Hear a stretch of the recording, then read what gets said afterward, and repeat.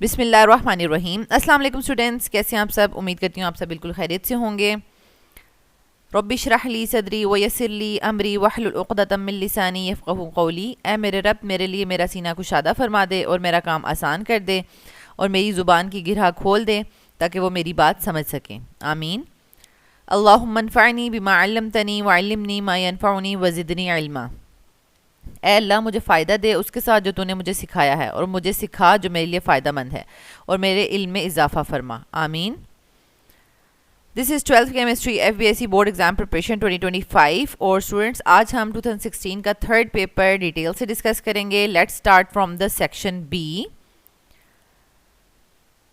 Question number 1A, why the elements of group 1 form M+ but not M+2 ions. ठीक है, तो ये group 1 की जो मेटल्स हैं उनके वैलेंस शेल में एक इलेक्ट्रॉन होता है, और वो अपना एक इलेक्ट्रॉन लॉस करके और stable noble gas configuration achieve कर लेती हैं। तो उसके बाद उनमें से एक और इलेक्ट्रॉन निकालना जो है वो डिफ़िकल्ट हो जाता है। तो इसी को आपने प्रॉपरली आंसर करना है। Alkali metals have only one valence electron which is easily lost due to low first ionization energy. After the loss of one electron they get the noble gas configuration, so it becomes highly difficult to remove second electron from them. Thus they have high second ionization energy, hence they form M+ ions instead of M+2 ions. Next है हमारे पास question number 1 का B part. Why do group 1 metals show strong reducing properties? अब ये जो question number 1 का ए part था ये 2 मार्क्स का था, और ये बी पार्ट जो है वो 1 मार्क्स का है। ठीक है, Why do group 1 metals show strong reducing properties? अभी हमने देखा कि group 1 metals easily electron loss करती हैं, यानी खुद वो ऑक्सीडाइज होती हैं, तो इट मीन्स कि ये दूसरों के लिए रिड्यूसिंग एजेंट का काम करेंगी। ठीक है, तो आप किस तरह इसको लिखेंगे। Alkali metals have low ionisation energies. अब ये इनकी रिड्यूसिंग प्रॉपर्टीज बनती ही इसलिए हैं क्योंकि वो बहुत अच्छा इजीली ऑक्सीडेशन शो करती हैं। तो ऑक्सीडेशन क्यों इजीली शो करती हैं, उसकी रीज़न असल में आपने बतानी है कि they have low ionisation energy. ठीक है, so they can easily lose electrons and that is they are easily oxidised, thus they can reduce substances and act as excellent reducing agents. ठीक हो गया।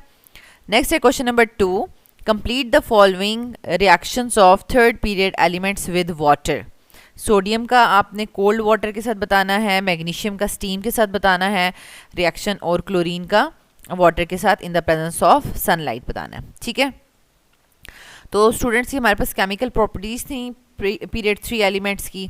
तो आपने मतलब इसमें स्टेटमेंट्स इतनी ज़्यादा लिखने की ज़रूरत नहीं होती, आप क्वेश्चन की जो इक्वेशन है वही इतनी कंप्लीट लिखें, सारी कंडीशंस लिखें कि एग्जामिनर को खुद ही पता चल जाए कि ये क्या बताना चाह रहे हैं इस रिएक्शन में। यानी सोडियम जो है कोल्ड वाटर के साथ रिएक्ट कर रहा है, और ये हाईली एक्सोथर्मिक रिएक्शन है। ठीक है, और साथ ये जो बना रहा है उसका नाम लिखें और उसका कलर लिखें। सोडियम हाइड्रोक्साइड बन रहा है कलरलेस सोल्यूशन। ठीक है, यानी सॉलिड है, सोल्यूशन है, प्रेसिपिटेट्स हैं, क्या है वो भी आपने बताना है। तो सोडियम हाइड्रोक्साइड सोल्यूशन बन रहा है, साथ हाइड्रोजन गैस रिलीज हो रही है। ठीक है, नेक्स्ट है आपने बताना है मैग्नीशियम स्टीम के साथ अगर रिएक्ट करें, ठीक है, तो वो क्या करता है, बर्निंग विद वाइट फ्लेम। ठीक है, ये वाइट फ्लेम के साथ बर्न करेगा और मैग्नीशियम ऑक्साइड बनाएगा जो कि वाइट कलर का सॉलिड है, वाइट सॉलिड प्लस हाइड्रोजन जो है वो रिलीज होगी। ठीक है, और ये आपने बैलेंस इक्वेशंस लिखनी है। ठीक है, ये बैलेंस आपने इक्वेशंस लिखनी है। नेक्स्ट है आपका क्लोरीन। क्लोरीन जो है वो वाटर के साथ जब रिएक्ट करता है तो डिज़ोल्व टू सम एक्सटेंट, तो ये कुछ हद तक उसमें डिज़ोल्व होता है और ग्रीन कलर का सोल्यूशन बनाता है। ठीक है, और फिर हमारे पास दो चीज़ें बनेंगी, HCl भी बनेगा और HOCl भी बनेगा। ठीक है, HCl हाइड्रोक्लोरिक एसिड और HOCl जो है वो हाइपोक्लोरस एसिड है। ठीक है, इनके देखें नाम ज़रूर लिखने हैं, क्योंकि जब आप नाम नहीं लिखेंगे ना तो फिर वो इक्वेशन इनकम्प्लीट सी रहती है, क्योंकि अभी ये इक्वेशन खुद से ही सब कुछ बोल रही है कि क्लोरीन ने वाटर के साथ रिएक्ट किया, dissolve to some extent, form green solution, और प्रोडक्ट्स जो हैं वो बनेंगी हाइड्रोक्लोरिक एसिड और हाइपोक्लोरिक एसिड। तो इसमें कोई स्टेटमेंट लिखने की ज़रूरत नहीं है। ठीक है, अब क्या है कि हमने नीचे नोट में बताना है कि in the presence of sunlight chloric 1 acid slowly decomposes to produce more HCl। ठीक है, तो यानी ये जो हमारे पास क्लोरिक 1 एसिड बना था, ठीक है, इसका हाइपोक्लोरस एसिड भी नाम है और क्लोरिक 1 एसिड भी इसी को कहते हैं। ठीक है, क्योंकि इसमें जो क्लोरीन की ऑक्सीडेशन स्टेट है ना, यहाँ पर क्लोरिक 1 एसिड इसको लिखा है क्योंकि क्लोरीन की ऑक्सीडेशन स्टेट +1 है, ठीक है। क्योंकि देखिए एक ऑक्सीजन की -2 होती है, एक हाइड्रोजन की +1 होती है। अब इस पूरे होल को बैलेंस करने के लिए क्लोरीन के ऊपर +1 होगी तो ही ये +1 +2 +1 +1 +2 बना देगा और दैट इज़ बैलेंस बाय -2, ठीक है। तो क्लोरीन की 1 ऑक्सीडेशन स्टेट है, that's why it is called chloric 1 acid, ठीक है, हाइपोक्लोरस एसिड। तो ये क्या करता है, in the presence of sunlight ये स्लोली डिकम्पोज होगा, ठीक है, और प्रोड्यूस करेगा मोर HCl। जैसे कि यहाँ पर HCl प्रोड्यूस हुआ था तो ये भी दोबारा से डिकम्पोज करके मोर HCl बनाएगा, ठीक है। तो ये देखें इन द प्रेजेंस ऑफ सनलाइट ये क्या कर रहा है, 2 HCl बना रहा है, 7 ऑक्सीजन जो है यहाँ से ये देखें ऑक्सीजन के 2 एटम्स जो है वो मॉलिक्यूल्स बना देंगे और 2 HCl मॉलिक्यूल्स बन जाएंगे, ठीक है। तो ये यहाँ पर हमारे पास इसका रिएक्शन कंप्लीट हो गया। तो अब हम इसका ना नेट इक्वेशन भी लिख सकते हैं। अब देखें एक इक्वेशन आपके पास ये आ गई है जिसमें आपके पास ये HOCl बन रहा है और दूसरी इक्वेशन में HOCl यूज़ हो रहा है, ठीक है, और वो फर्दर HCl और ऑक्सीजन बना रहा है। अगर आप इन दोनों इक्वेशंस को ऐड अप करें तो नेट इक्वेशन अगर लिखना चाहें तो क्या होगा कि देखें यहाँ पर 2 HCl है तो इट मीन्स कि इस होल इक्वेशन को आपको 2 से मल्टीप्लाई करना पड़ेगा, ठीक है, ताकि ये भी आपस में जो है वो कट ऑफ हो जाए, ठीक है। ये यानी ये वाला आपस में कट ऑफ हो जाएगा, ठीक है। तो ये आपके पास जो है वो देखें नेट इक्वेशन आ जाएगी 2 क्लोरीन, ये देखें 2 क्लोरीन 2 वाटर और उससे 2 और 2 यानी टोटल आपके पास यहाँ पर कितने HCl हो गए, 4 HCl हो गए, ठीक है, और एक ऑक्सीजन का मॉलिक्यूल बन गया, ठीक है। तो ये नेट इक्वेशन आप इसको लिख सकते हैं। तो यहाँ पर ये देखें आपके पास ये जो पीरियड थी एलिमेंट था ना उसका रिएक्शन विद द वाटर, ये मैंने सारे यहाँ पर तरतीब से लिख दिए हैं कि अगर पूरा भी टॉपिक आ जाए तो आपने कैसे लिखना है। सबसे पहले आपने बताना है इसका ट्रेंड, ठीक है। As we move from left to right along the period the rate of reaction of period 3 elements with water decreases, ठीक है, क्योंकि असल हम जब सोडियम से आर्गॉन की तरफ मूव कर रहे होते हैं तो मेटालिक करैक्टर डिक्रीज कर रहा होता है ना, ठीक है, because metallic character decreases along the period, तो इस वजह से उसका जो rate of reaction with the water है वो भी डिक्रीज कर रहा है, ठीक है।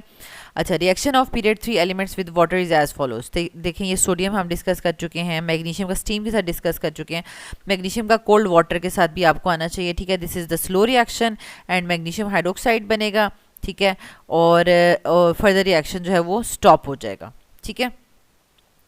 तो इसी तरीके से आपके पास ये एल्यूमिनियम का है, ठीक है, एल्यूमिनियम स्टीम के साथ रिएक्ट करता है। इसकी मैं एक वीडियो भी आपके साथ शेयर कर दूंगी ताकि आप इसको डिटेल से अंडरस्टैंड भी कर लें और इसको आपने याद कर लेना है, क्योंकि अभी जब आपसे सोडियम का कोल्ड वाटर के साथ, मैग्नीशियम का स्टीम के साथ और क्लोरीन का सनलाइट की प्रेजेंस में पूछा है, मतलब ये आपको सारा यहाँ पे लिखना है।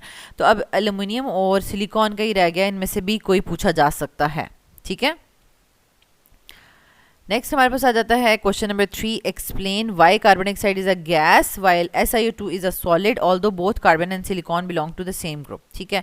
एक गैशियस फॉर्म में है, ठीक है, और एक सॉलिड फॉर्म में है, और ये बहुत ही इजी क्वेश्चन है लेकिन इसको ना स्टूडेंट्स बहुत अच्छे से अटैम्प्ट नहीं करते, मतलब सही प्रॉपर रीजंस नहीं लिखते, तो इस वजह से फुल मार्क्स नहीं आते, ठीक है। तो आप देख लें आपको कैसे करना है। पहले आपने स्ट्रक्चर कार्बन डाइऑक्साइड का बताना है, उसकी इंटरमॉलिक्यूलर फोर्सेस बतानी है, फिर उसकी फिजिकल स्टेट बतानी है। देखें carbon dioxide is exist as a triatomic simple covalent molecule है, ठीक है, ये सिंपल कोवेलेंट मॉलिक्यूल है विद वीक इंटरमॉलिक्यूलर फोर्सेस, ठीक हो गया।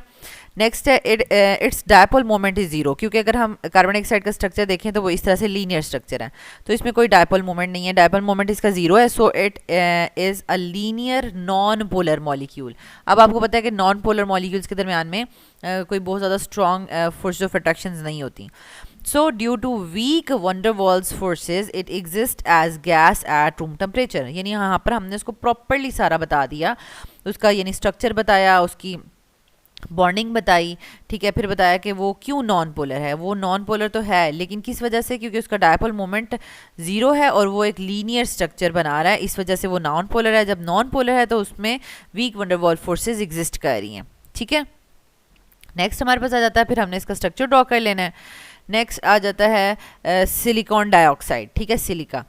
The silicon dioxide forms a giant covalent structure. अब इसमें भी कोवेलेंट ही इसके बॉन्ड्स हैं, लेकिन यहाँ पर हमने उधर लिखा था हमने सिंपल मॉलिक्यूल और यहाँ पर हम लिख रहे हैं जाइंट कोवेलेंट स्ट्रक्चर है इसका, यानी ये नेटवर्क स्ट्रक्चर बनाता है, ठीक है, in which each silicon and oxygen atom is link together covalently in a tetrahedral basic unit, यानी ये इसके स्ट्रक्चर का शेप का नाम है। टेट्राहेड्रल बेसिक यूनिट में आपस में कंबाइन करते हैं एज अ कॉन्टिन्यूस चेन्स, ठीक है, यानी छोटे छोटे मॉलिक्यूल्स की फॉर्म में नहीं होते बल्कि बहुत लॉन्ग जाइंट कॉन्टिन्यूस चेन्स की फॉर्म में होते हैं, ठीक है। That's why a lot of energy is required to break them, ठीक है। उनके दरमियान में ऑब्वियसली बात है कि जब बहुत ज़्यादा नेटवर्क स्ट्रक्चर में ये एग्जिस्ट कर रहा है तो ये इसमें बहुत ज़्यादा लॉट ऑफ एनर्जी रिक्वायर होगी उनको उनकी चेन्स को ब्रेक करने के लिए। So because of its structure, यानी उसका जो जॉइंट और नेटवर्क स्ट्रक्चर है और कॉन्टीन्यूस चेन्स जा रही हैं, ठीक है, उसकी वजह से silicon dioxide is a non volatile, ठीक है, क्योंकि अब जब स्ट्रॉन्ग फोर्सेज हो जाती हैं तो वो चीज़ वोलेटाइल नहीं रहती, ठीक है। It is a non volatile and hard solid unlike carbon dioxide, ठीक है। तो यहाँ पर भी हमने प्रॉपरली इसका सीक्वेंस वाइज जो है वो इसका स्ट्रक्चर बताया और इसका स्ट्रक्चर ड्रॉ करना भी आप लोगों को आना चाहिए। देखें, जैसे ये सिलिकॉन है ना, तो सिलिकॉन का ये वाला और ये वाला ऑक्सीजन तो आपने यूँ डाल लिया, ठीक है, बाकी फिर आपने इस तरीके से डालना है, ठीक है। ये देखें, ये इस तरीके से फिर ये टेट्राहेड्रल सा यूनिट बनाता है, ठीक है, ये इस तरीके से। तो इसको इसी तरीके से आपने प्रैक्टिस करनी है और ड्रॉ भी करना है। नेक्स्ट है question number 4, write down the chemical formula of the following complex compounds. अब मैंने इसको ये देखें, वैसे तो मैंने क्वेश्चन जो है ना वो किस में शो किए होते हैं, ब्लू कलर में शो किए होते हैं। ये देखें क्वेश्चन जो है वो ब्लू कलर में शो होगा, लेकिन अगर तो क्वेश्चन ना स्लाइड चेंज के साथ आ रहा है, यानी ऑलरेडी आपको समझो कि कन्वर्जेंस करवाई हुई हैं या कोऑर्डिनेशन कंपाउंड्स का नोमेनक्लेचर करवा दिया है, ठीक है, तो वो क्वेश्चन जो है वो पर्पल कलर में शो होंगे। इसका मतलब होगा कि ऑलरेडी आप पिछले पेपर्स में कर चुके हैं। अब यहाँ पर भी वही कुछ मतलब आया हुआ है, केमिकल फार्मूला जो है वो लिखना है, यानी कोऑर्डिनेशन कंपाउंड्स का, ठीक है। और मतलब स्लाइड चेंज के साथ ये क्वेश्चन पूछा हुआ है, मींस कि अब यहाँ पर आपको नाम दिया हुआ है और नाम से आपने फार्मूला लिखना है। पिछले वाले पेपर में आपको फार्मूला दिया हुआ था, आपने नाम लिखना था, ठीक है। स्लाइड चेंज के साथ ये क्वेश्चन आया हुआ है। वहाँ पर भी मैंने आपको अलग से एक वीडियो बनाकर तो ये सारा सिखाया था, लेकिन अभी आप देखें हम किस तरह से लिखेंगे। ये आपके पास पोटेशियम है, आप सिंपल यहाँ पर पोटेशियम डाल देंगे, ठीक है। फिर हेक्सासायानो का मतलब है कि आपके पास 6 सायानो ग्रुप्स होंगे, ठीक है, और फिरेट है, ठीक है। फिरेट का मतलब है कि आयरन है, यानी कोऑर्डिनेशन कंपाउंड में आपके पास यहाँ पर नेगेटिव साइन है, इसी वजह से यहाँ पर ये फिरेट आ रहा है, ठीक है। और अब देखें, अभी हमें किसी चीज़ की भी ऑक्सीडेशन स्टेट, यानी मतलब बाहर ये नहीं पता कि ये कितना है, तो या फिर यानी यहाँ पर कितना है, ठीक है, साइन कितना है, ये सारा हमें पता चलेगा किस तरीके से। ये सारा हमें पता चलेगा कि जब हम मेटल की ऑक्सीडेशन स्टेट से लेकर स्टार्ट करेंगे, ठीक है। मेटल की ऑक्सीडेशन स्टेट दी हुई है +2, ठीक है, लगा दें +2, ठीक है। एक साइनाइड ग्रुप की, साइनो ग्रुप की -1 होती है, तो 6 की कितनी हो जाएगी, -6। तो -6 और +2 को सॉल्व करेंगे तो हमारे पास आंसर आ जाएगा -4, ठीक है। ये देखिए -4 आ गया। जब coordination compound, whole coordination compound के ऊपर -4 चार्ज है, तो उसको बैलेंस करने के लिए बाहर मेटल के ऊपर जो है वो +4 चार्ज आना चाहिए। तो +4 चार्ज कैसे आएगा, जब के जो है वो हमारे पास 4 होगा। तो अब यहाँ से आपने कितना इजीली जो है वो ये स्ट्रक्चर फाइंड आउट कर लिया है। ये देखें CN6, ये देखें, ये आपने स्ट्रक्चर जो है इसका फाइंड आउट कर लिया है। तो अब हम इसको यहाँ पर लिखते हैं, ये देखें, ठीक है। नेक्स्ट है हमारे पास टेट्रामाइन कॉपर 2 सल्फेट। अब ये देखें, आपको देखने में पता चल जाएगा कि स्टार्ट में अगर पोटेशियम है तो इसका मतलब है कि एक मेटल है और उसके साथ कोऑर्डिनेशन स्फीयर होगा। और यहाँ पर देखें लिगेंड से स्टार्ट हो गया है, फिर मेटल आ गया, transition metal, at the and sulphate लिखा हुआ है। तो इसका मतलब है कि स्टार्ट में कोऑर्डिनेशन स्फीयर है और एट दी एंड जो है वो सल्फेट आ रहा है, ठीक है, इस तरीके से। तो सल्फेट आ रहा है और कॉपर 2, यानी कॉपर के ऊपर +2 ऑक्सीडेशन स्टेट है, ठीक है, सल्फेट भी लिख लिया। और टेट्रामीन, यानी 4 जो है वो अमोनिया के मॉलिक्यूल्स हैं। तो अब देखें 4 अमोनिया के मॉलिक्यूल्स के ऊपर 0 ऑक्सीडेशन स्टेट होगा, कॉपर +2 और ये 0 मिलके कोऑर्डिनेशन स्फीयर के ऊपर +2 साइन आ जाएगा और सल्फेट के ऊपर वैसे ही -2 होता है, ठीक है। तो इट मीन्स कि ये आपने प्रॉपरली, ये देखें कॉपर, टेट्रामीन और ये सल्फेट, ये आपने इसका स्ट्रक्चर ड्रॉ कर दिया है, ठीक है। अच्छा, नेक्स्ट देखें, बहुत इजी है ये, बिल्कुल आप कह लें कि मुफ्त के नंबर होते हैं। अब ये देखें, ये पूरा यहाँ से डाई क्लोरो टेट्रामीन ये लिगेंड्स हैं, ठीक है, ये ट्रांजिशन मेटल है, ठीक है, ट्रांजिशन मेटल है। एट दी एंड क्लोराइड लिखा हुआ है, इसका मतलब है कि हमें पहले ही पता चल गया कि हमारे पास पहले कोऑर्डिनेशन स्फीयर होगा और एट दी एंड बाहर क्लोराइड लगा होगा, ठीक हो गया। अच्छा, मेटल के ऊपर आ जाएं, कोबाल्ट है तो कोबाल्ट के ऊपर +3 लिख दें क्योंकि उसकी ऑक्सीडेशन स्टेट दी होती है। फिर डाईक्लोरो, ठीक है, डाईक्लोरो, ठीक है, और टेट्रामीन, टेट्रामीन, ठीक हो गया। डाईक्लोरो टेट्रामीन हो गया। अच्छा, यहाँ पर मैं एक बात बता दूँ आपको कि जो स्टेटमेंट में नाम लिखा होता है ना, स्टेटमेंट में नाम लिखा होता है, ठीक है, तो उसमें ज़्यादा ये कोशिश की जाती है कि जो लिगेंड्स है ना, लिगेंड्स में पहले अगर कोई पॉजिटिव लिगेंड प्रेजेंट है तो पहले उसका लिखा जाए, फिर न्यूट्रल का लिखा जाए नाम, ठीक है, एट दी एंड नेगेटिव का लिखा जाए, ठीक है। मतलब इस तरह से ये जो स्टेटमेंट में नाम होता है। और फार्मूला की फॉर्म में जो है वो नेगेटिव यानी क्लोरो वगैरह होगा तो उसको पहले लिखेंगे, अमीन्स जो होंगे उनको बाद में लिखेंगे, और फिर अगर कोई पॉजिटिव है तो उसको बाद में लिखेंगे। इस तरह से एक तरतीब होती है ये। लेकिन आपकी बुक में बहुत ज़्यादा इसकी डिटेल में इतनी बात नहीं की गई, लेकिन अगर हम हायर लेवल यानी यूनिवर्सिटी लेवल पे बात करें तो उसमें जब कोऑर्डिनेशन कंपाउंड्स को एज अ सब्जेक्ट पूरे सेमेस्टर में पढ़ाया जाता है तो बहुत छोटी छोटी माइन्यूट डिटेल्स पे भी वहाँ पर देखा जाता है कि नाम किसका पहले लिखना है, किसका बाद में लिखना है, पॉजिटिव का लिखना है पहले, नेगेटिव का लिखना है। तो उसके अकॉर्डिंगली ये जो यहाँ पर नाम लिखा हुआ है ना, तो ये नाम यहाँ पर रॉन्ग लिखा हुआ है। अगर आप अपनी बुक में चेक करें, बुक का जो है वो पेज नंबर 69 है, ठीक है, तो वहाँ पर ये एक्सरसाइज का ये क्वेश्चन लिया हुआ है। तो वहाँ पर ये टेट्रा अमीन से स्टार्ट हो रहा है, यानी अमीन वाले को पहले ही इनको यहाँ पर लिखना चाहिए था, ठीक है, क्योंकि ये देखें न्यूट्रल को पहले लिखना चाहिए था नाम में और नेगेटिव को बाद में लिखना चाहिए था। टेट्रामीन डाईक्लोरो कोबाल्ट 3 क्लोराइड होना चाहिए था, ठीक है। ये इन्होंने स्टेटमेंट में ही गलत लिखा हुआ है, लेकिन हमने जो है ना वो नाम ठीक लिखा है क्योंकि हमने पहले फार्मूला में नेगेटिव वाले को पहले लिखा है, ठीक है, फिर न्यूट्रल वाले को लिखा है और पॉजिटिव तो है ही नहीं हमारे पास, ठीक है। तो इस चीज़ को मैंने आपको यहाँ पर बता दिया क्योंकि बहुत जगहों पे जब डिफरेंट स्टूडेंट्स देखते हैं तो वो कंफ्यूज हो जाते हैं, ठीक है। तो हमारे पास ये देखें कोबाल्ट डाईक्लोरो था ना, ठीक है, डाईक्लोरो में कोबाल्ट में हमारे पास +3 साइन है, डाईक्लोरो में ऑब्वियसली बात है 2 आ जाएगा, इसमें 0 आ जाएगा। अब +3 और -2 जो है वो उसको सॉल्व करेंगे तो +1 कोऑर्डिनेशन स्फीयर के ऊपर आ जाएगा, तो ऑब्वियसली बात है दैट इज़ बैलेंस बाय -1, ठीक है।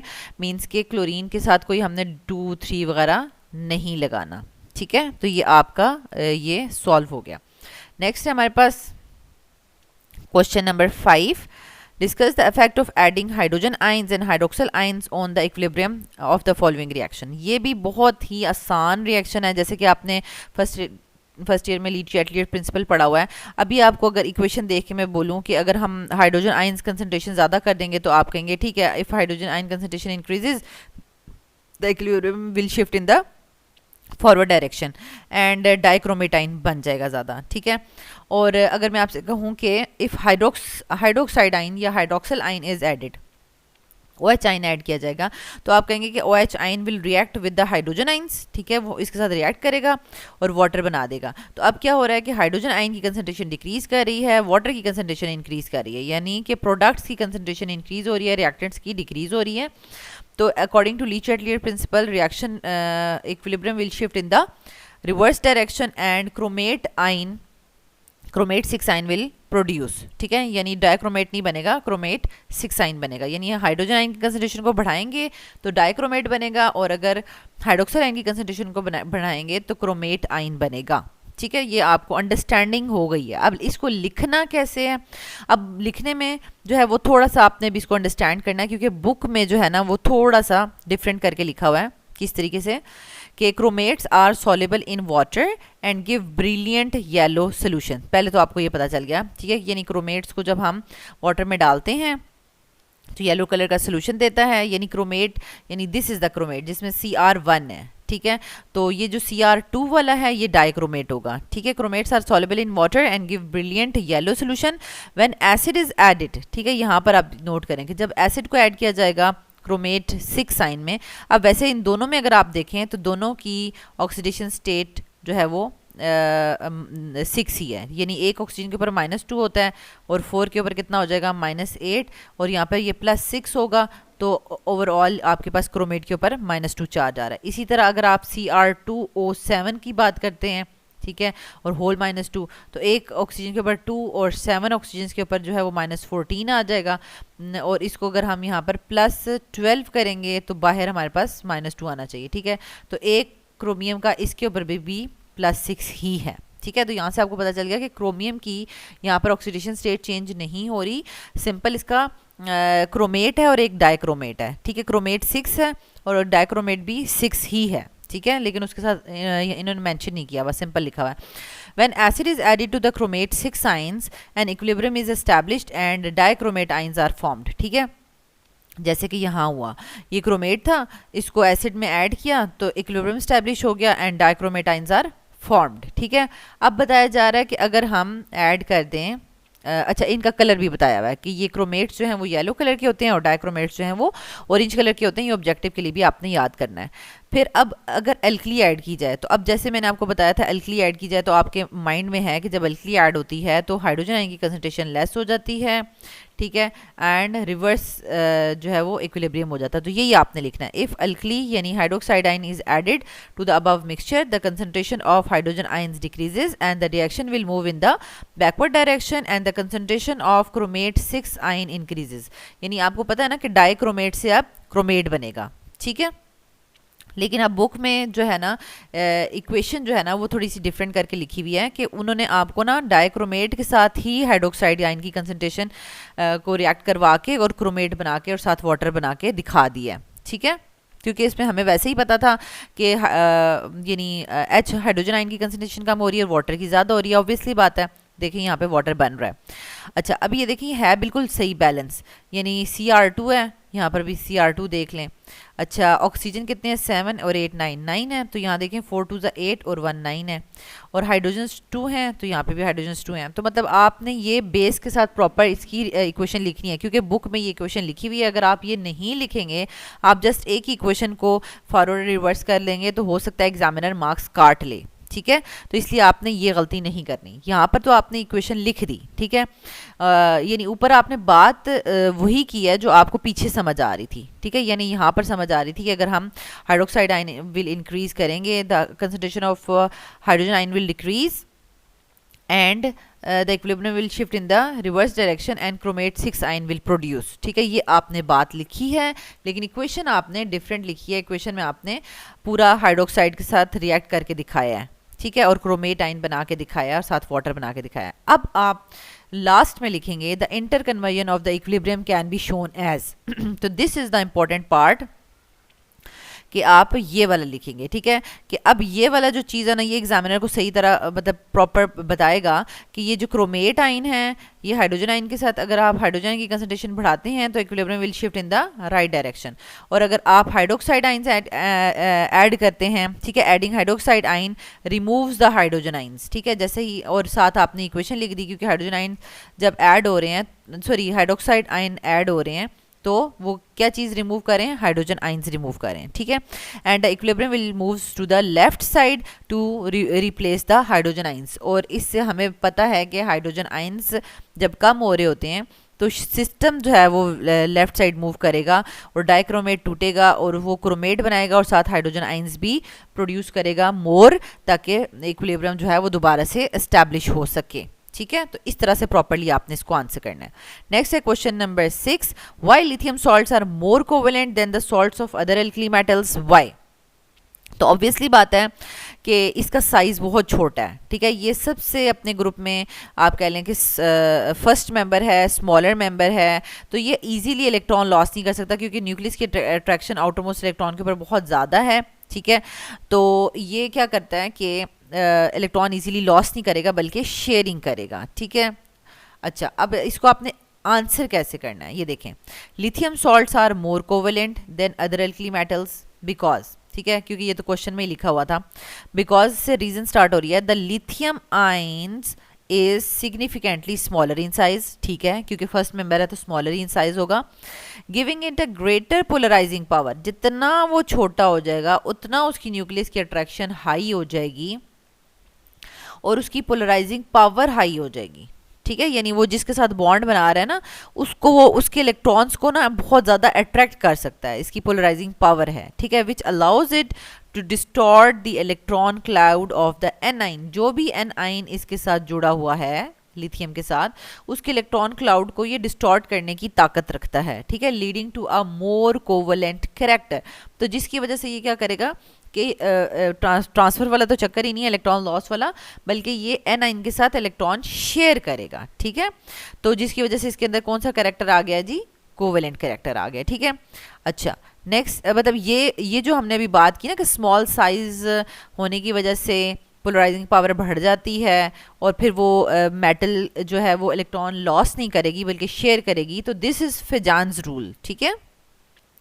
According to Fajans rule essentially the smaller the cation, जितना कैटाइन स्मॉलर होगा, ठीक है, यानी अगर आप कह रहे हैं कि एक कैटाइन ने एनाइन के साथ बॉन्ड बनाया हुआ है, ठीक है, तो वो कहते हैं कि जितना size of the cation smaller smaller smaller होता जाएगा तो उतना ही ये जो बॉन्ड है आयनिक नहीं रहेगा बल्कि अब वो कोवेलेंट हो जाएगा, क्योंकि वो अपने एनाइन को क्या कर रहा है, पोलराइज कर रहा है, उसके इलेक्ट्रॉन्स को पुल कर रहा है, और अब वो बिल्कुल दरमियान में रहेंगे, इलेक्ट्रॉन्स उन दोनों के दरमियान में रहेंगे और शेयर फॉर्म में रहेंगे, ठीक है। तो इस चीज़ को अंडरस्टैंड कर लें। फेजान रूल क्या है, the smaller the cation the greater is the ability to pull the electron density towards itself, creating more covalent bond, ठीक है। यानी इतना मुश्किल कॉन्सेप्ट नहीं है, बिल्कुल इजी सा है, इसको इसी तरीके से आपने अंडरस्टैंड करना है और लिखना है, ठीक है। नेक्स्ट आ जाता है हमारे पास question number 7, how will you detect the presence of nitrogen in the organic compound using Lassaigne solution. अच्छा, इसको जो है वो मैंने पर्पल कलर में क्यों लिखा है, क्योंकि ये स्लाइड चेंज के साथ क्वेश्चन आया है। स्लाइड चेंज के साथ कैसे आया है कि अब आपको ऑर्गेनिक कंपाउंड्स में डिफरेंट एलिमेंट्स को डिटेक्ट करने का पूछा जा सकता है, ठीक है। तो पिछले पेपर में आपने कार्बन और हाइड्रोजन की डिटेक्शन आपसे पूछ ली थी, इसमें नाइट्रोजन की पूछ लिया है, मतलब ये इसका मतलब है कि फिर हो सकता है नेक्स्ट में सल्फर की पूछ लें। तो मतलब आपको ऑर्गेनिक कंपाउंड्स में कोई भी एलिमेंट डिटेक्ट करना आना चाहिए, ठीक है। तो अब जो होता जाएगा आपने उसको अपनी बुक में टिक लगाते जाना है, ठीक है, कि ताकि आपको पता चलता जाए कि पेपर्स में हमने कौन कौन सी डिटेक्शंस को पढ़ लिया है, ठीक है। अब यहाँ पर लिखा हुआ है यूजिंग लिजाइन सोल्यूशन, मतलब लिजाइन सोल्यूशन बनाने ना बैठ जाइएगा। अब बहुत सारे स्टूडेंट्स कहते हैं कि नहीं बिल्कुल हम शुरू से स्टार्ट करेंगे, ये 3 मार्क्स का क्वेश्चन है, तो उन्होंने आपको कहा है कि लिजाइन सोल्यूशन को यूज़ करते हुए आप डिटेक्ट करें, मतलब वो आपको लिजाइन सोल्यूशन ऑलरेडी प्रिपेयर्ड दे रहे हैं, ठीक है। तो आपने डिज़ाइन सोल्यूशन प्रिपेयर करने के स्टेप्स नहीं लिखने, तो यहाँ पर आपको ये प्रॉपरली इस कोर्स में अटेम्पटेशन के ऊपर बहुत ज़्यादा फोकस करवाया गया कि आपको पता चले कि क्वेश्चन पढ़ के लिखना क्या है, ठीक है। तो यहाँ पे हमने लिख दिया इसके स्टेप्स, ठीक है। ये बल्कि मैं यहाँ पर एक्सप्लेन नहीं करी कि मैं आपको हेल्पिंग वीडियो शेयर करूँगी, तो आपने इसको प्रॉपरली वहाँ से जो है वो देख लेना है। ये 4 स्टेप्स इसके लिखने हैं और साथ इसके टेस्ट भी लिखने हैं, ठीक है। अच्छा, नेक्स्ट आ जाता है question number 8, how acetone reacts with. तो अब हमारे पास क्या आ जाता है कि हाउ एसीटोन रिएक्ट्स विद। तो अब ये मैंने इसको अगेन पर्पल में लिखा है क्योंकि ये कन्वर्जन क्वेश्चन है। कन्वर्जन क्वेश्चंस आपके पास कोई भी आ सकते हैं, मतलब इसको इसमें कन्वर्ट करें, इसको इसके साथ रिएक्ट करवाएं। अब ये यानी एसीटोन यानी कीटोन्स की रिएक्शन बताए हुए हैं। अब इसी जगह हो सकता है नेक्स्ट हो सकता है आपको एसिटल्डिहाइड यहाँ पर दे दिया जाए, ठीक है, एसिटल्डिहाइड दे दिया जाए और कहा जाए कि इन्हीं के साथ रिएक्शन करवाएं, हाइड्रोक्सोलमीन के साथ करवाएं, इसके साथ करवाएं, इसके साथ करवाएं। तो वो बात है कि ये आपको स्लाइड चेंज के साथ क्वेश्चंस दिए जा सकते हैं, बस आपका कॉन्सेप्ट बहुत अच्छा क्लियर होना चाहिए। तो आपको अपने जो रिएक्शंस हैं उस पर सही तरह से कमांड होनी चाहिए, ठीक है। यानी अब एसीटोन है तो आपने एल्डिहाइड एंड कीटोन्स के रिएक्शंस पढ़े हुए हैं। हाइड्रोक्सिलमीन क्या होता है, यानी अमोनिया का डेरिवेटिव, यानी ये देखिए अमोनिया का डेरिवेटिव, ये हाइड्रोक्सिलमीन हो गया, इसके साथ रिएक्शन करवाते हैं। ये तो आपको मैकेनिज्म पॉइंट ऑफ व्यू से भी बहुत ज़्यादा इंपॉर्टेंट है, लेकिन यहाँ पर आपने जस्ट रिएक्शंस लिखने हैं, कोई मैकेनिज्म नहीं लिखना। अब ये iodine in the presence of NaOH, ये आइडोफॉर्म टेस्ट है, ठीक है, आइडोफॉर्म टेस्ट है। तो आपने एसीटोन का आइडोफॉर्म टेस्ट करना है, तो ऑब्वियसली बात है कि कीटोन्स में जो मिथाइल कीटोन्स होते हैं वो आइडोफॉर्म टेस्ट देते हैं। तो मिथाइल कीटोन्स का मतलब क्या है कि अब दोनों तरफ जो चेन्स हैं उनमें से कम से कम एक साइड पे मिथाइल होना चाहिए, दूसरी साइड बेशक चेन लंबी भी हो सकती है, ठीक है। तो एसीटोन में तो वैसे भी दोनों मिथाइल ही हैं, तो ये भी आपने रिएक्शन लिखना है और साथ हाइड्रोजीन के साथ। तो ये देखें, ये बिल्कुल हाइड्रोजीन भी बिल्कुल इसी तरीके का है। समझें कि ये वाला रिएक्शन 2 दफ़ा पूछ लिया, एक में OH लगा हुआ है और एक में NH2 लगा हुआ है, सेम रिएक्शन आपको पूछ लिया है, ठीक है। तो ये रिएक्शंस तो आपको मैंने बहुत ज़्यादा डिटेल से करवाए हुए हैं। ये देखें, आपने अटैम्प्ट कैसे करना है बस वो देख लें कि एसीटोन जो है वो रिएक्ट करेगा इन द यानी एसिड कैटलाइज रिएक्शन है तो ये बनाएगा और फिर आपके पास वाटर रिमूव होगा। ठीक है, तो ये 2 स्टेप में आपके पास ये अमोनिया डेरिवेटिव्स वाले रिएक्शंस होते हैं। इनको एक स्टेप तक कंप्लीट ना करें, ठीक है, इसको पूरा यहाँ तक लेके जाएं 2 स्टेप तक। और अगर आपसे इनका मैकेनिज्म पूछा जाए तो वो टोटल 5 स्टेप का मैकेनिज्म होता है। यानी फर्स्ट स्टेप वाला जो है, फर्स्ट स्टेप जो है यानी एसीटोन से इस तक पहुँचने के लिए आपके पास 3 स्टेप्स होते हैं। फिर ये जो लास्ट स्टेप है ये 2 स्टेप्स में होता है। तो टोटल 5 स्टेप्स में इसका मैकेनिज्म होता है। ठीक है, वो आपने ऑलरेडी तैयार किया हुआ है। फिर आ जाते हैं ये आइडोफॉर्म टेस्ट। ये देखें, ये आइडोफॉर्म टेस्ट भी आपको पूरा प्रॉपर करवाया हुआ है। ठीक है, अच्छा नेक्स्ट आप ये आपने ज़रूर आइडोफॉर्म का लिखना है कि दिस इज़ आइडोफॉर्म। ठीक है, यानी इसका लिखना है कि ये आइडोफॉर्म है और येलो पीपीटी है। ठीक है, नेक्स्ट आपके पास आ जाता है बिल्कुल जो आपने पिछला किया था हाइड्रोक्सिलामीन वाला, बिल्कुल उसी तरीके से है। बस यहाँ पर आपको जहाँ जहाँ NH2 लगा हुआ है वहाँ OH लगा हुआ था। ठीक है, ये बिल्कुल एक जैसे ही होंगे और इनके नाम ज़रूर लिखने हैं। जैसे कि ये अब हमारे पास एसीटोन से स्टार्ट हुआ था, हाइड्रोजन के साथ रिएक्ट किया तो ये एसीटोन हाइड्रोजोन बन गया है। ठीक है, तो जो भी रिएक्टेंट्स एंड प्रोडक्ट्स हैं उनके नाम ज़रूर लिखें ताकि जो है वो आपके फुल मार्क्स हों। नेक्स्ट हमारे पास question number 9, starting from ethyne. Again ये पर्पल कलर में क्वेश्चन लिखा हुआ है क्योंकि ये कन्वर्जन्स हैं और कन्वर्जन्स आपके पास बार बार रिपीट होकर आ रही हैं। ठीक है, कभी क्या पूछ लेते हैं कभी क्या। अब ये देखें, इथाइन का पूछा हुआ है कि आपने इथाइन से स्टार्ट करना है और आपने फॉलोइंग कंपाउंड्स बनाने हैं। इथेन बनाना है, 1,1 डाइब्रोमो इथेन बनाना है और डाइसल्फर एसिटाइलाइड बनाना है। ठीक है, तो यानी ये बहुत इजी हैं, इसमें कुछ भी नहीं है। आपने देखें इथाइन में आपके पास क्या होता है, ट्रिपल बॉन्ड होता है। तो इथेन में जो है वो आपको पता है कि सिंगल बॉन्ड होता है। ठीक है, मींस कि आपने हाइड्रोजनेशन करनी है, सिंपल हाइड्रोजनेशन करेंगे तो यहाँ पर पहुँच जाएंगे। फिर 1,1 डाइब्रोमो है, मतलब 1,1 डाइब्रोमो इथेन का मतलब है, पहले आपको पता तो होना चाहिए कि ये नहीं ये है, और 1,1 डाइब्रोमो का मतलब है कि एक ही कार्बन के ऊपर 2 ब्रोमीन लगे होने चाहिए।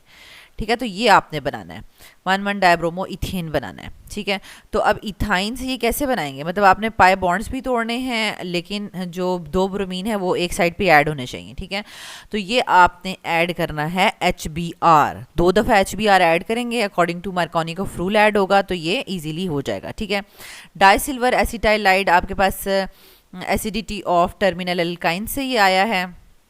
ठीक है, ये ऑलरेडी आप जो है वो टॉपिक कर चुके हैं, एसिडिटी ऑफ टर्मिनल एल्काइंस। ठीक है, इसकी वीडियोस आपने पिछले पेपर के हेल्पिंग वीडियोस में वॉच कर ली हैं, तो ये आपको सारे के सारे ये रिएक्शंस आ गए हैं। ठीक है, तो अब ये देखें, सिंपल इथाइन हाइड्रोजनेशन कंप्लीट आपने इसकी कंडीशंस लिखनी है। निकल की प्रेजेंस में 200 to 300 तो पहले इथीन बन जाएगा, फिर इथीन की डालेंगे उसमें हाइड्रोजन डालेंगे तो इथेन बन जाएगा। ठीक हो गया। नेक्स्ट है ये देखें, इथाइन था, यानी यहाँ से आपने इथाइन से स्टार्ट किया और HBr ऐड करेंगे। ठीक है, तो यहाँ पर तो कोई मार्कोनी रूल नहीं लग रहा क्योंकि ये बिल्कुल आप कह लेंगे बिल्कुल सिमेट्रिक है। ठीक है, सिमेट्रिक है, बेशक H इसमें ऐड हो जाए इसमें ऐड हो जाए कोई मसला नहीं है। ठीक है, तो यहाँ पर कोई भी मार्कोनी रूल नहीं है, तो यहाँ पर मैंने इसलिए नहीं लिखा फर्स्ट एरो में। ठीक है, नेक्स्ट हमारे पास ये देखें, यहाँ पर ये ऐड हो चुका है। ठीक है, 1 ब्रोमो इथीन है, इसका मैंने नाम नहीं लिखा बल्कि आपने नाम लिख लेना है। ठीक है, 1 ब्रोमो, वैसे 1 लिखना, 1 वैसे ना लिखें क्योंकि अगर इधर ब्रोमीन होगा तो इधर से स्टार्ट हो जाएगा, ब्रोमो इथीन इसके नाम लिख दें क्योंकि 1 का कोई मकसद नहीं है ना। अगर इस कार्बन पे होगा तो भी ब्रोमो होगा, इस कार्बन पे होगा तो भी ब्रोमो होगा, एक ही है ना, तो ब्रोमो इथीन इसका नाम है। ठीक है, अच्छा, ब्रोमोइथीन में फिर आप HBr अगेन यूज़ करेंगे डालेंगे तो फिर वो मार्कोनिकोफ रूल के अकॉर्डिंगली ऐड होगा कि negative part of the reagent will add to the double bonded carbon atom having less number of hydrogen atoms. ठीक है, तो ये देखें इसमें ऐड हो गया तो ये 1,1 डाइब्रोमो इथेन बन गया। ठीक है, ईजी है। देन आपके पास आ जाएगा डाइसिल्वर एसिटाइलाइड बनाना है। ठीक है, तो सिल्वर नाइट्रेट के साथ in the presence of ammonium hydroxide जो है वो ट्रीट करवाएंगे। तो एसिटाइलिन है तो इट मीन्स कि इसके दोनों हाइड्रोजन जो हैं वो एसिडिक हैं, तो 2 सिल्वर यहाँ पर हमें चाहिए हैं। 2 सिल्वर चाहिए तो इसका मतलब है आप सिंपल एक AgNO3 के साथ ट्रीट नहीं कर सकते, you have to use 2 molecules. ठीक है, 2 मॉलिक्यूल्स आपको चाहिए ताकि ये जो है वो उसके साथ कम्प्लीटली रिएक्ट करें। जब आप इसके 2 मॉलिक्यूल्स लेंगे तो ऑब्वियसली बात है आपके पास 2 नाइट्रो हो जाएंगे। जब 2 नाइट्रो हो जाएंगे तो ऑब्वियसली बात है उसके लिए आपको 2 अमोनियम हाइड्रोक्साइड लेना है, क्योंकि हम इन दोनों ने आपस में बॉन्ड बनाना है, अमोनियम नाइट्रेट ने बॉन्ड बनाना है, ताकि ये 2 जो है वो 2 के साथ मिलके 2 अमोनियम नाइट्रेट्स बना लें। अब यहाँ से आपके पास 2 हाइड्रोक्सिल्स आ रहे हैं और इधर से जो है वो आपके पास 2 हाइड्रोजन्स आ रहे हैं, तो ये दोनों मिलके जो है वो 2 वाटर मॉलिक्यूल्स बना लेंगे। ठीक है, तो आपने नाम भी लिखा और इसका साथ बताया कि ये di silver acetylide white PPT बन जाएगा। ठीक है, नेक्स्ट है हमारे पास question number 10, how alkyl halides react with. Again ये कन्वर्जन्स के क्वेश्चंस हैं, मैंने आपको इसीलिए ऑर्गेनिक केमिस्ट्री पहले करवा दी थी, क्योंकि ये बहुत ज़्यादा इस तरह से कन्वर्जन्स, इसको इसके साथ रिएक्ट करवा दें, ये कन्वर्ट करवा दें, ये बहुत ज़्यादा पूछा जाता है। तो अब ये देखिए अल्काइल हैलाइड्स के रिएक्शंस आ गए हैं कि अल्काइल हैलाइड्स रिएक्ट विद, यानी ये अल्कोहल के साथ कैसे रिएक्ट करेगा, मैग्नीशियम के साथ कैसे रिएक्ट करेगा। हमें पता है कि अल्काइल हैलाइड मैग्नीशियम के साथ रिएक्ट करके in the presence of ether Grignard reagent बनाता है। और फिर अल्काइल हैलाइड अमोनिया के साथ कैसे रिएक्ट करेगा, तो अल्काइल हैलाइड जब अमोनिया के साथ रिएक्ट करता है तो वो प्राइमरी अमीन बनाता है, और अगर अल्काइल हैलाइड एक्सेस में हो तो वो फिर सेकेंडरी, टर्शियरी और क्वार्टनरी अमीन भी बनाता है। ये हम ऑलरेडी बड़ी डिटेल में पढ़ चुके हैं। ठीक है, तो हम ये देखें, सिंपल हमने लिखा अल्काइल हैलाइड और ये आपको अल्कोहल के साथ रिएक्ट करवा रहा है, तो हमने बता दिया कि ये सिंपल, क्योंकि जर्नल था, उन्होंने कोई हमें ये नहीं कहा था कि मैथानोल के साथ रिएक्ट करवाएं, एथानोल के साथ, तो हमने भी जर्नल ही रिएक्शंस लिखे हैं। उन्होंने अल्काइल हैलाइड बोला तो हमने अल्काइल ही ले लिया, हमने कोई CH3 या C2H5 या कुछ भी नहीं लिया। ठीक है, तो यहाँ पर उसी तरीके से आप जो है वो चलें जिस तरह से क्वेश्चन में पूछा हुआ है। अल्काइल हैलाइड अल्कोहल के साथ रिएक्ट करेंगे तो ये न्यूक्लियोफिलिक सब्स्टिट्यूशन रिएक्शन होता है। ठीक है, और ये इनका जो है वो न्यूक्लियोफाइल जो है वो आप कह लें कि सब्स्टिट्यूट हो जाएगा आपस में। ठीक है, नेक्स्ट जो है वो आपके पास जो है वो अल्काइल हैलाइड मैग्नीशियम के साथ in the presence of ether Grignard reagent बना रहा है, ये देखें।